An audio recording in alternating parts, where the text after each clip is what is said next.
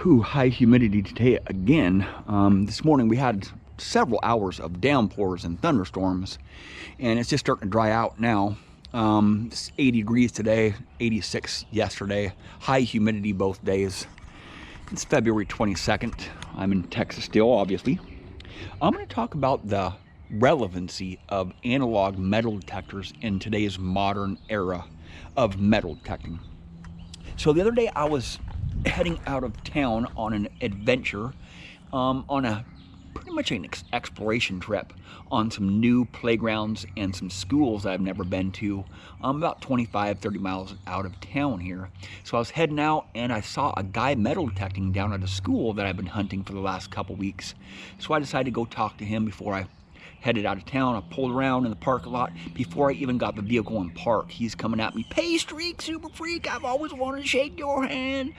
I am 2,000 miles away from home, and this guy knows me in a tiny little town. He's one of my subscribers on my YouTube channel, so we talked for a minute or so, and we decided to hunt together out of town. And when we get to the park there, the first park, he breaks out his Fisher 1265X with a 3-inch coil on it, and within 8 minutes he had his first ring, bam, in the playground. And so he breaks out his Tesoro Compadre with a 7-inch coil, and within 2.5 more hours he got 4 more rings. We were pretty much hunting side by side for about a majority of the time, side by side. And I was using the Deus 2 and the Legend, and there's a big difference between those machines. You know, you turn on the other multi-frequency machines and he turns on his Compadre, click, nothing, quiet as a church mouse. And you know, he was digging up trash just like me. We were both digging out coins. We were pretty much getting the same stuff. He happened to get more jewelry. It's mostly luck. But those older analog machines, man, do not discount them just because they don't have a carbon fiber shaft, because they're not multi-frequency, just because they don't have lithium-ion batteries, because they're not telescopic, because they're not waterproof. Those older analog machines are ideal at finding jewelry in certain conditions. They're not, the older machines, you know, are not going to do very well at the beach. You know, in the wet salt sand they struggle, and they're not going to do very well. They're not going to do as well as a multi-frequency machine. But the multi-frequency machine, there's a lot more settings and there's a lot more room for user error when you have these modern machines. So, and what percentage of your targets, really ask yourself and look at it, what percentage of targets are you getting on the ground with the multi-frequency machine that a single frequency machine will not get?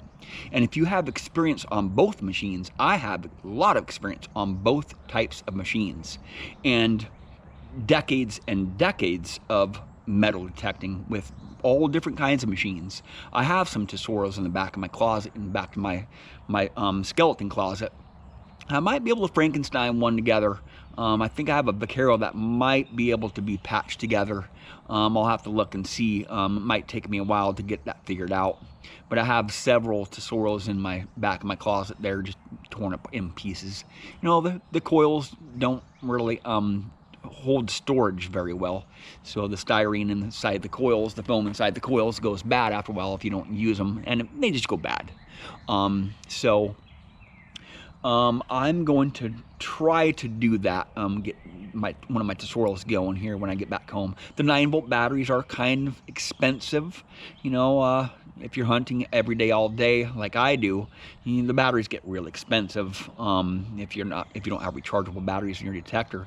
But if you're running your multi-frequency detector always in multi-frequency wherever you go, everywhere you go, because you bought a multi-frequency machine, you're just going to use it, right? Well, if you learn about that detector and you get out of this multi-frequency bubble that you're in, and you look at what other people are getting with these single frequencies, you'll realize that those other machines, those single frequencies, are much easier to operate than the multi-frequencies, and you're pretty much getting the same stuff. You know, you might have a few sites out there that the multi-frequency will do much better, but in the trash, you know, you take one of these analog machines and compare it to a multi-frequency machine, and you put them in the trash together, who's going to get more targets out? It's not going to be the multi-frequency machine, right? Because you're sitting there pushing your buttons trying to dial the machine, and this single frequency detector is walking circles around you. Happens to me all of the time when I'm trying to run in multi-frequency. These powerful machines with the multi-frequency are just really overrated in a lot of sites that I go to.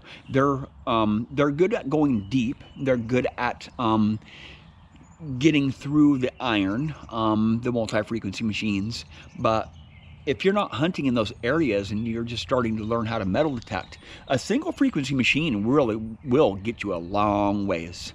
They'll be a little bit, the older machines are a little bit more expensive for maintenance because the parts are harder to find on a lot of machines and they're more expensive. The newer machines have a warranty, so if it does break on you, you can just send it in for warranty most of the time. It matters what goes wrong with it. But a lot of people think that these multi-frequency machines are just gonna slaughter it at every site you go to. I've found a lot of sites that the multi-frequency just doesn't perform, right? Just not gonna do it. Maybe the Deus 2 I use, most of the time I'll use Deus 2 in multi-frequency, just because I'm using it in certain tones. But I just wanna have fun. That's my main objective. I want to have fun. I'm not showing you guys all this great stuff I'm finding because I'm really not finding a lot of great stuff. I'm just your average detectorist. I might have a lot of years experience and I might know how to dig holes and stuff, but I'm not special. I'm really not special. There's a lot of people out there who do not make videos, and some people I can't even make videos of. Some of my friends don't want to be filmed, but they have analog machines. They're doing freaking awesome, and they're finding the same stuff as I am and even more. So the analog machines have their place, man. Nowadays, those Tesoro machines are kind of expensive. You know, you really can't find the Tesoros for a reasonable price anymore these days. Maybe if you get lucky, like at a garage sale or something, somebody might be selling one. But if you're trying to find one, a used one or a new one in the box, it's going to be real expensive, the Tesoros. But I'm after having fun and explaining the hobby a little bit and demonstrating and whatnot. Testing machines is really, there's so much misinformation out there on testing these machines against each other. When you get out to the real world, it's just totally different. Every day is different. You know, today is different from yesterday because the soil's wet today. Yesterday it was dry. And it's mostly luck, you know. The target has to be there in the first place, and you have to know the site to be unmasking targets. You have to know the site, what to dig out. Well, thank you for watching.